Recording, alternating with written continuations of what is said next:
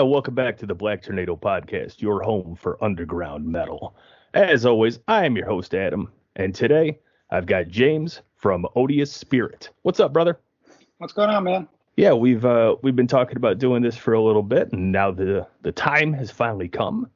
I want to thank you very much for being punctual. Pretty punctual, right? Yeah, we agreed on the time, and it was perfect. Yeah. And right.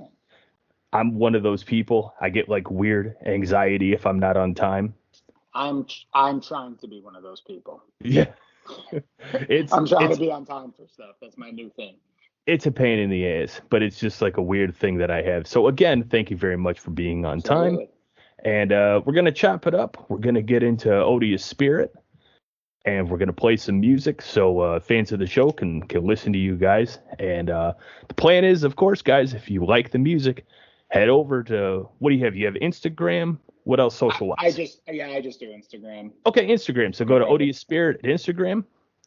Give them a follow. Smack a couple of the little thumbs up on a couple pictures, song clips, whatever we got going on. And as always, that is the point of the show. So let's get right into it. Odious Spirit, where are you guys from? The band is me, essentially, and I play with, I have, my buddy plays bass, and then I hire out for session drums. And I live, essentially, I'm in Poughkeepsie, New York. Okay, Poughkeepsie, New York. All right. Mm-hmm. I've been to New York. I was there for like a week. Mm-hmm. Are you, and I only have one frame of reference for you, New York, which is New York City. Sure. So far, close? I can be in the city in about an hour and a half. Okay, cool. Minutes. Yeah, so not super far out of the way. Just curious if a band is from a place that I've visited. I always ask, like, I mean, I'm sure you've been there, being an hour and a half out of the way. Oh yeah, I lived there for a long time and had enough of it. But, yeah. I'm one of those people, like, my perfect vacation is like a woods camping kind of setup. So all the people and the lights and the noises, it was a bit much for me. But I will say this, some of the best meals that I've consumed in my life were during that week that I was in New York City. Oh, definitely. I mean, the things I only really miss two things, and that would be food and being able to get to shows easily. Oh, yeah. Well, and the shows, I missed, who did I miss? I think I missed, might have been Cannibal Corpse. I think I missed them by about a week. They would have been playing wherever in New York the following week, and I was bummed out because I've seen Corpse before, but if you have an opportunity to see him again, why not? Yeah, absolutely. Yeah, I've seen him a bunch too. Yeah. All right, so Poughkeepsie, New York. All right, very cool, very cool. Yeah. Let's see here. So one of the first things that I noticed is, so you're hooked up with this record company, Void Hanger? Yeah, Void Hanger. Okay, what's the deal with them? They are. I really am a big fan of them. So it's just one of those things that seemed too easy. I just sent them I sent a few people it wasn't a demo. It was pretty much the finished product. And the owner just got back to me right away. Just like, I love it. I want to do it. Really? I was like, yeah, it's great. Very cool. Yeah. Sometimes it works out. Yeah. And, yeah, they're just one of my favorite labels. It's really weird, all over the place metal, but kind of with no rules as long as it's metal. Okay, yeah, so as long as it's metal, core, orbits around that. Sure. So how long have you been involved with them? Oh, that's just about less than a year. Like, so it was about, I finished this project in like spring of 2024. So Odious Spirit happened really quick, from just the idea of it to putting out the record was from less than a year. So did this all start with just you by yourself? Yeah, it's a solo thing. I just had this idea of guitar stuff I wanted to do. And just Hell yeah. Yeah. No, and I think that that's something that we're seeing, especially on the podcast, is I'm seeing the influx of a lot of bands where it's one guy and he's either in a family situation that makes band practice pretty much impossible, or they live in certain areas that they just don't have that guy down the street to go run in a garage and play music with. Yeah, I'm both. Those things. And now in this modern age that we're living in, you don't have to be in the same room. You You can record. don't. I mean, my grind core, that death grind band. That's me and my buddy. He lives in New York City, and we meet up. So I love playing with the drummer, especially for metal. Sure. I'm a real drums guy. That's just me, Right. I mean, there's good bands, some black metal and stuff that has drum machines I like, but for my stuff, I just need the real drums to feel like it's finished. No, and there's something really fun about being in the same room Yeah. as another person and looking over, seeing them enjoy the music the way that you're enjoying it. Yep. Absolutely. Just an excuse to hang out and have fun too. Yeah, I mean, especially if you're working with friends or people that you get along with, session ends, you grab a beer or a pizza or something and just hang out for a little bit. Absolutely. It is crazy how now I've been working on a project with a guy. We recorded all this stuff. We were never in the same room. Yep. I've never done it with a drummer, like the bass player for this project. I played with in other bands. He's my friend. So, Okay. But the drummer was just literally someone like a total hired gun. I don't know a drummer that was skilled enough, like that intensely technical to be able to play this stuff. Okay. So with the record company, you got kind of lucky there. You sent it in and they went for it. Yeah, that's happened to me twice. Really? Well, yeah. Well, it's happened to me a few times with the projects, but it's happened to me twice where like labels I really, really, really like. Yeah. Actually, it's happened more than twice. What am I talking about? I want to say my other stuff. I've been pretty lucky, I guess. I just know the right people to send stuff to for the right project, I guess. Well, this just goes to show bands that are currently listening to this interview, don't be afraid to just reach out to the record label and send something in, right? Yeah, no, of course not. Go for it. I think I've always I just go for it. I'm not going to reject myself, just reject me. I can handle it, I guess. Just be nice. No, there's more than one record label. You just move on to the next one. Yeah, just be nice about it. Just keep moving. And the worst that ever happens is you just send a few into a void. Maybe get a little discouraged, but that's normal. But with you, it seems like it worked out great. It's been working out. Yeah, I have a couple other projects that found good homes, and the Five Void Hanger was I was super psyched. If I could have picked a label, I wanted to be on this label, they would have been in my top 3 for sure. Awesome, man. That's really cool to hear that not only did you get signed, but you got signed to a label that you're really passionate about. Yeah, I am. Hell yeah, that's really cool. So Odious Spirit, I mean, metal has so many thousands of subgenres and offshoots of different genres. Where would you think that Odious Spirit has its home? It's definitely on the artsy side, but to me it's metal, though. It's I like some art. I like arty metal, but it's gotta come from metal. Mm-hmm. That makes any sense.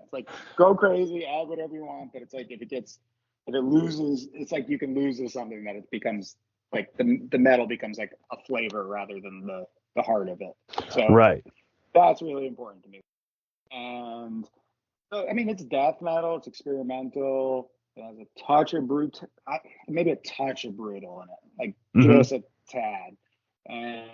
But I just really want to do these looping, kind of trippy, endless guitar, not endless, but long, inducing speed, play as fast as I can, humanly can, lay it out a few times, and just keep it going for as long as I can, and do that, for the effect of kind of breaking someone's brain, breaking my own brain. And that's something that I noticed when I listened to the EP, the album that you had sent, is the guitar sections, the instrumental sections are, I won't say they're long, but they're not short. And it doesn't lose your interest. It keeps you focused on what you're hearing. And I've heard some bands that they have these really long instrumental parts, and you kind of lose focus at a certain point. But not with the songs that I heard off the album. Yeah, thanks, man. Yeah, it stays. It keeps your focus, and that's something that you want, especially in this extreme genre. is Yeah, you don't want people going, when's it gonna fucking end? I'm sure a couple people heard it and felt that way, but that's okay too. But I just try to keep it Yeah. really. The idea is to keep it very intense, though. You know what I mean? Like Yes. really like gritting your teeth, going for it, like cracked out guitar playing. Yeah. No, you're succeeding if that's what you're Okay, going for. You're succeeding. that's what I'm going for. Hell yeah. So the debut album is okay, Treason of Consciousness, which came out 9/24. So not super old. Still pretty much heavily promoting that, I imagine. For sure, for sure. Yeah, no, it's just. I mean, it's funny how like an album's out for. I mean, talking before, yeah, I'm an old guy, so.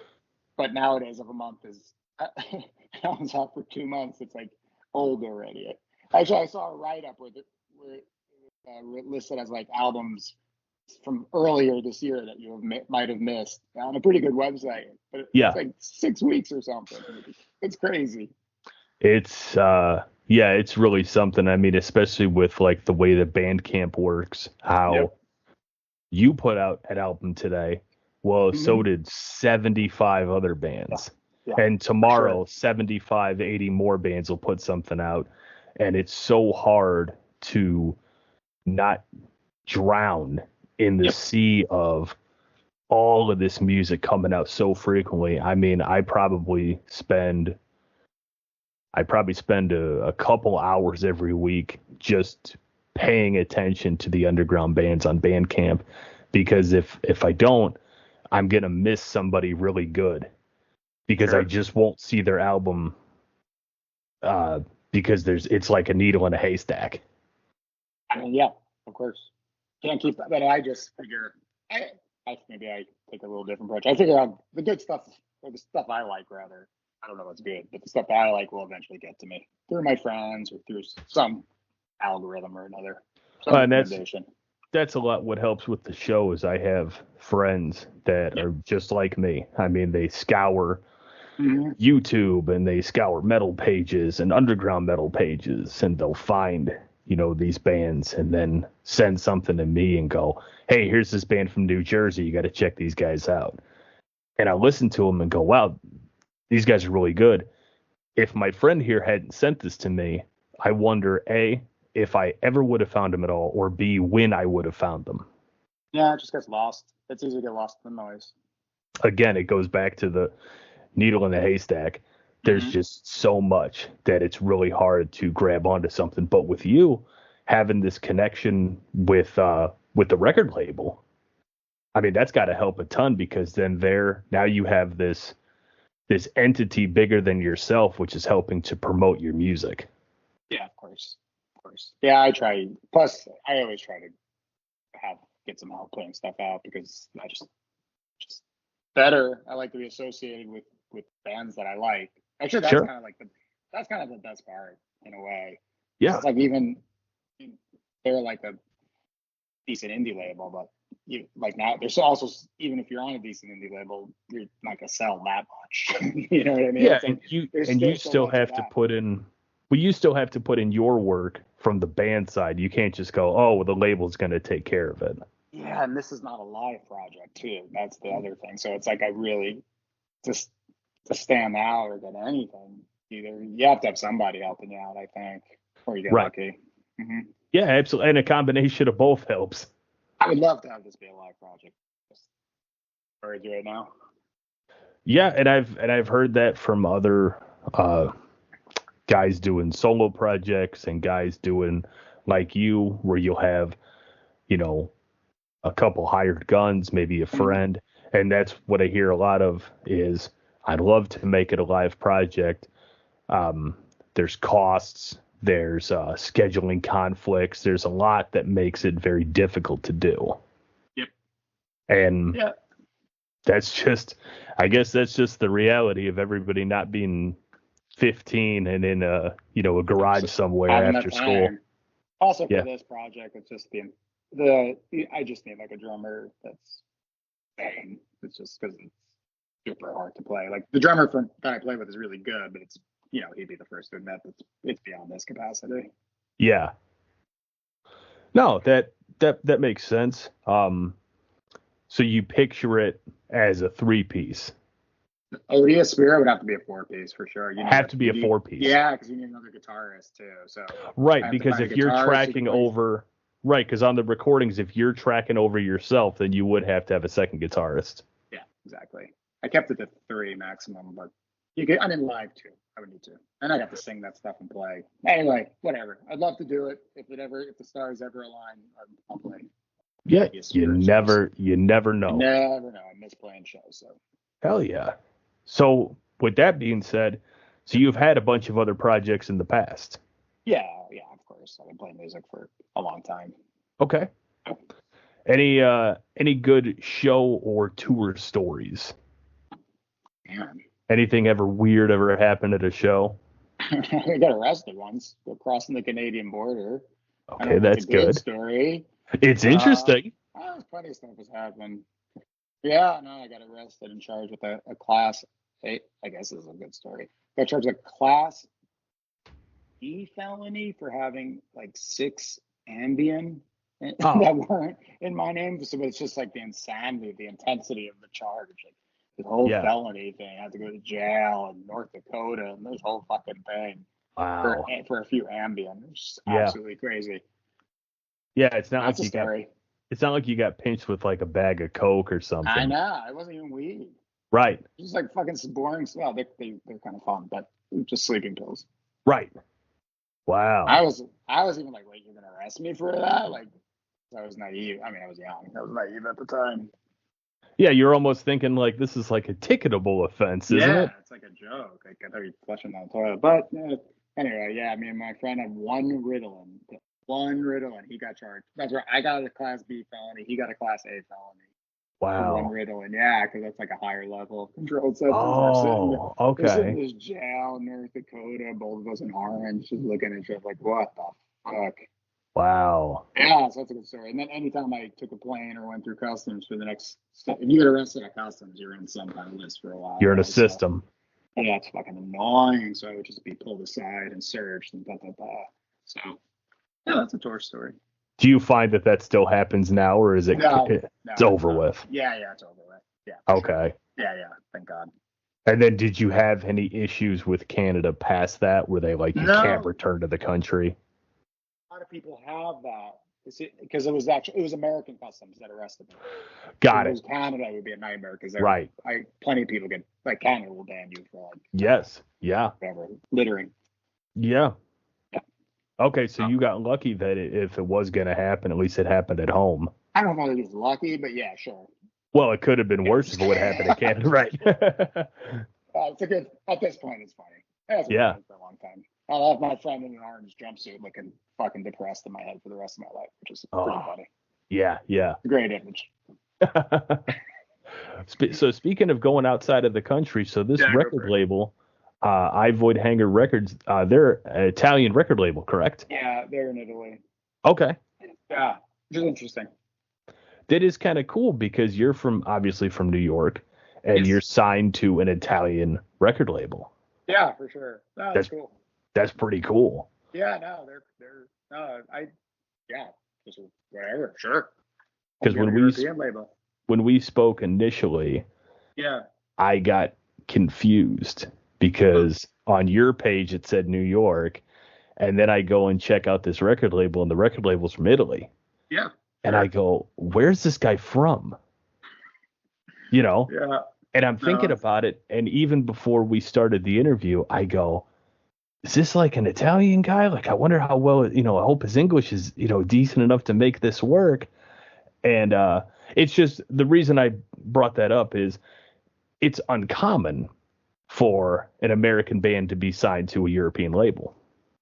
Yeah, I think you're probably right, to be honest. I was thinking about when you were just talking, I was like, yeah, I guess so. I guess most American death metal bands are signed with the American death metal labels, right? Right. So yeah, it was a little I was concerned when the idea came across because I'm going, oh boy, I hope this works out well. But now you're from New York, everything's fine. I'm from New York. Only lived in New York State my whole life. Okay. Yeah. Let's see here. Why don't we take a little break? let's listen to some Odious Spirit. This song is called Gnawing the Fabric of Time.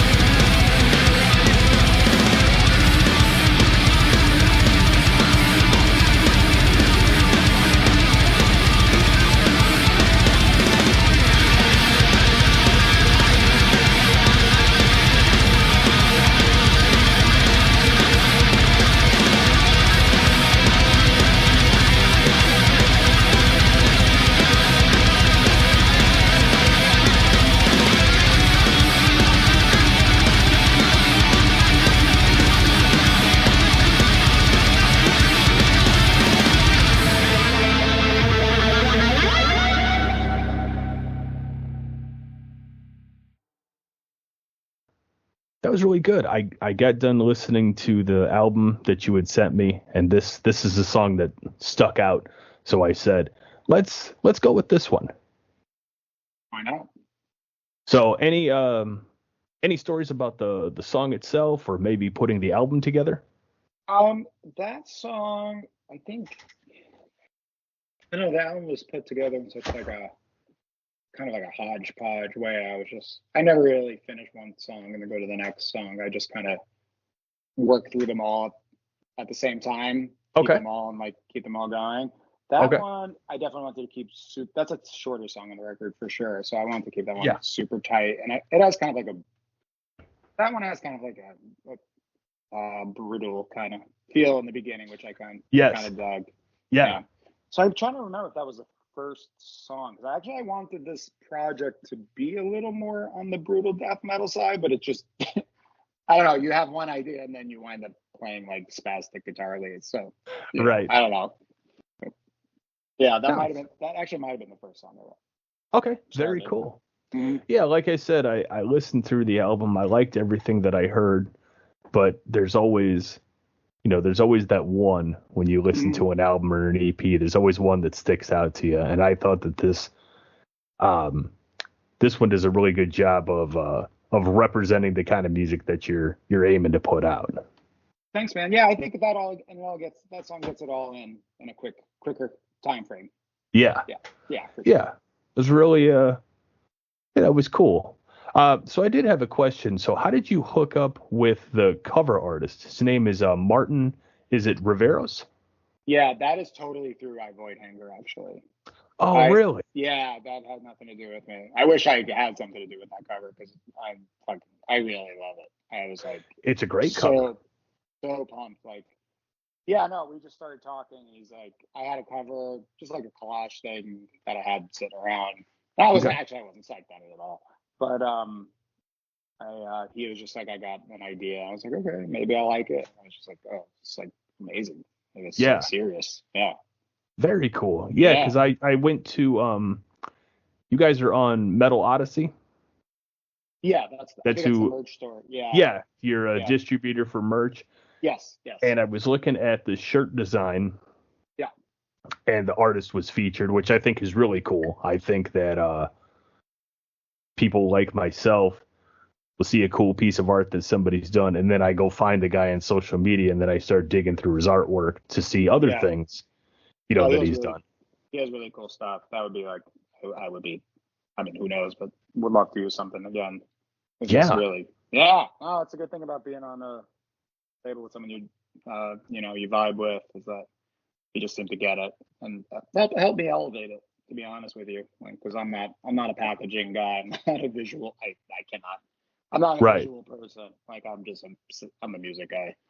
Sure. No, and I think he did a phenomenal job.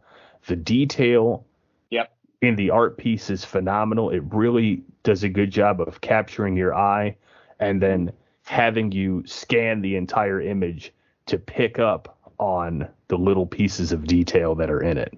Yeah. So I would say lucked out again, Yeah, no, I love it. I really am. When he said it, I was like, oh my goodness, that is amazing. That's like a dream. Now, did he also do the logo lettering? Because that kind of reminded me of like Voivod kind of. It's a Voivod. It's a third towards Voivod. Okay. Voivod is favorite bands. Yeah, I love them. Like, by a lot. Okay, cool. My favorite guitar playing. Yeah. It's just, I love them. It's just madness. It's like starting from zero and making up your own way to play metal guitar. Right. I take inspiration from. Sure. Just doing a thing, but yeah. So that's a guy. Is Brian. He goes under BMS illustration. Okay. He does a lot of stuff. I met him through another label I work on, and he's just become my logo guy for any band. Nice. Like, he just always nails it. So you've worked with him. You've worked with him prior to Odious Spirit. Yeah, he did the logos for my other two projects that I have right now. Okay, cool. Very cool. And another thing too, and that's why I like to bring these up during these interviews, is I like those guys to get their plugs as well. Yeah, definitely. So try to shout out. Sure. So when later somebody goes on your page, they see the logo work, they see the artwork, they see the record label, and then they can go. He's BMS illustration. He's done a lot of people, like some fairly, I don't know. He's done a ton of metal bands. Okay, great. Great illustrator too. Very cool. I wanted to ask about, so you're featured on the Metal Archives. Okay. Yeah, they put us in there.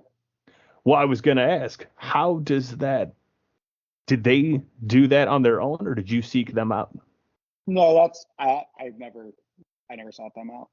Okay. I don't know. I like Metal Archives you could kind of submit for. I think it's like you submit and there's editors that decide whether you're metal or not.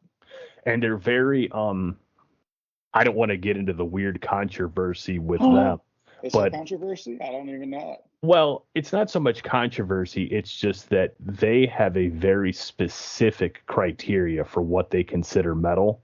Yeah. And there's a lot of bands that you, I, or anyone listening to the show would also consider a metal band, and they're not on the Metal Archives. Okay. Yeah. And the No, Metal so Archives guys know who they are. They just don't see them as a metal band. yeah, they're gatekeeping. When you get that big, you gotta, I don't know. I Sometimes guess. you gotta I go with the mean, masses. No, I'm saying sometimes you just gotta let it go because no, sure. they're like Wikipedia at this point or something. Yeah, and I think that there's probably something that they like about being that exclusive. Okay. It's kind of like a club. Not everybody's going to get into the Well, club. sure. That's currency, right? But Yeah. I don't know. Yeah, I didn't know but with them specifically, I don't know anything about it, to be honest. Okay, fair enough. And with this show, it's kind of funny because like Black Tornado is like the obvious anti-gatekeeper. Like the idea is to share as much as possible and I'm with that. to push music, to push these bands as far as possible and never really keep the mindset of like, oh, you don't know who these guys are versus where I look at it is, oh, you don't know who these guys are? Let me show you, an album. I mean, it's all a pretty small world when you're in the really weird, when you're into the weird sections of metal. So it's like we should all support each other. Well, and I think I've always kind of been that person, like street team in middle school for bands, handing out CDs, handing out cassette tapes, stickers, flyering up,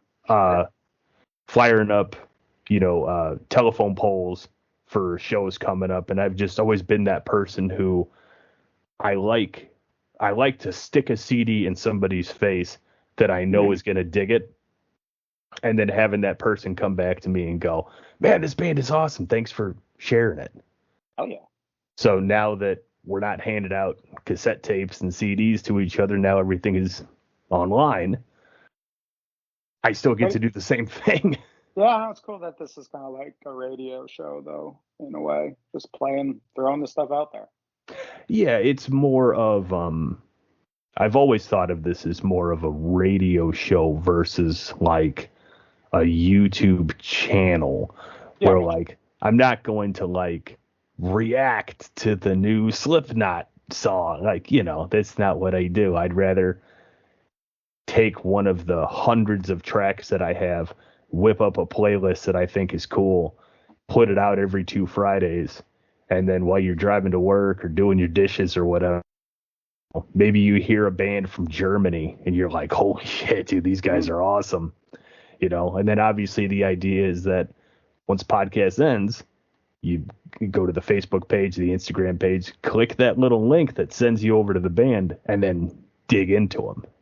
Yeah, absolutely. I mean, I learned about a ton of music from college radio when I was a kid. Yeah, that's essentially what this is. It's not really much different than like a college radio. It's one guy thinking that, the music I play, you'll like it. And sometimes people do. I've said before on previous episodes of the show, probably the coolest thing for me is when, a band will message and say, thanks for playing our music, blah, blah, blah. But what I like just as much is when somebody that listens to the show will message the page and go, hey, you played so-and-so last week. I love those guys now. All I'm doing is listening to so-and-so. Thanks for putting them on my radar. That's the best that I can ask for as far as people responding well to the show. It's kind of like making mixtapes for your friends. It is essentially same kind of vibe. Yeah, it's a mixtape that you're going to get a new one every 2 weeks. And then change it up with stuff like this, doing interviews and cool stuff like this. Yep. So there's always something. But okay, interesting. So Metal Archives, they just do that on their own. I believe so. Unless someone submitted, unless the label submitted or something. Oh yeah, that could have been too. Yeah, I don't know. Interesting. Not sure. So as you've been talking about this project, you've also alluded to a couple other projects, and I think I found a few of them. Okay. 8-Hour Animal. Yeah, that's Okay. that's really different. It's in like it's industrial metal, but it's like totally it's noisy and it's really bonkers. Okay. Like, yeah, it's like I don't know, I don't know And what then it is. another one that I found, Yep. you have to forgive me if I say it wrong. Is it excurtable? Execrable. Excrable. Yeah, you just kind of leave off that one E. Execrable. Got it. Yes, Okay. and that would be my it's death grind. I'm actually just practicing with my drum. That's one I have. It's a 2-piece. It's straight up death grind, little carcass worship, but try to keep it pretty Yeah. brief. Sure. Now, Yeah. are either one of these projects still active, or is everything pretty much put into Odious Spirit? Oh no, all three of those are active. For sure. Everything's active. Oh Okay, yeah, for cool. sure. Yeah, I have another I have two well, I should have two albums coming out as 8-Hour Animal.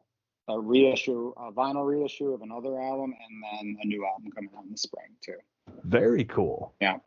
Yeah, when we're done with this, send me the links to the others and I'll check them out. Oh, absolutely. We'll do. Because I found these projects through your Metal Archives page.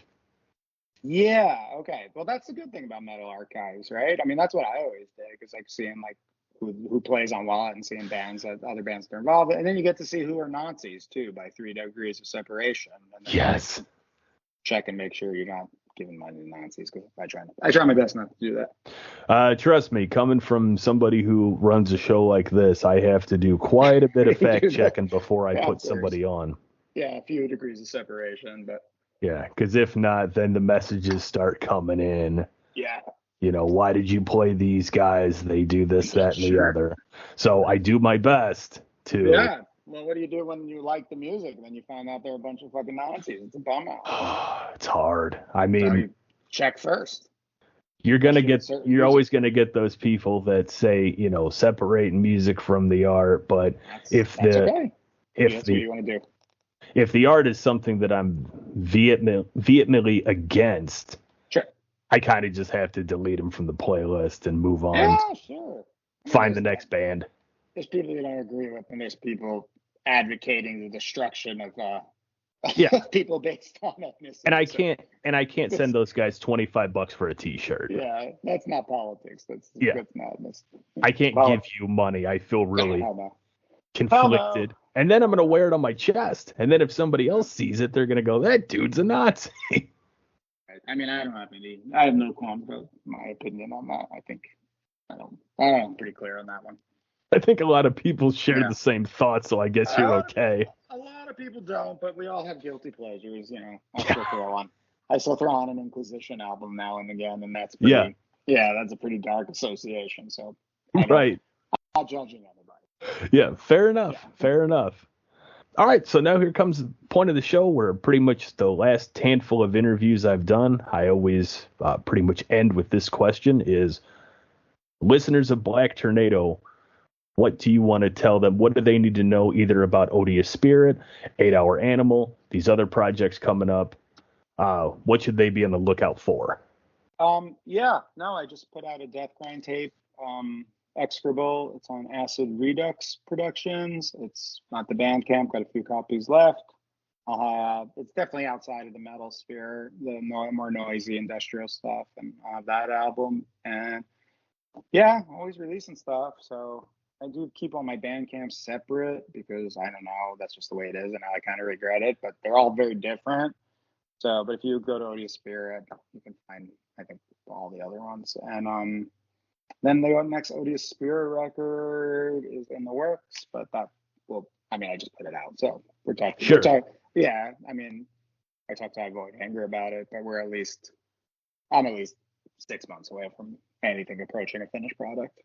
Okay, yeah, but that's cool. But that gives people something to keep their eyes on, keep focus on. It sounds like you're pretty busy between the multiple projects. Yeah, I'm crazy. I always got to be doing some kind of music or I lose my mind. I get it, man. I got a job, I got a kid, I got everything. Right. But kid goes to bed and I run up to my studio until I pass out, basically. So No, it makes absolute sense, chip man. away at it. Yeah. Oh, very cool. Yeah, this is a lot of fun, man. Thanks again for coming Absolutely, on the man. show. This was cool. All right, so this was James from Odious Spirit. They're out of Poughkeepsie, New York. Currently signed to iVoid Hanger Records. Their merch you can find through Metal Odyssey. And if you want to check out James' side projects, you can find a lot of information about him through the Metal Archives. So again, thanks very much for being on the show. Really happy that you were able to come on. We'll have to have you back on in the future when the new stuff comes out. Hell yeah. Anytime. Cheers. Hell yeah, brother. All right, and as always, I've been your co-host, Adam. Thank you so very much for joining me on another episode of the Black Tornado Podcast. We'll see you in 2 weeks. Take care. Be good to each other. Peace.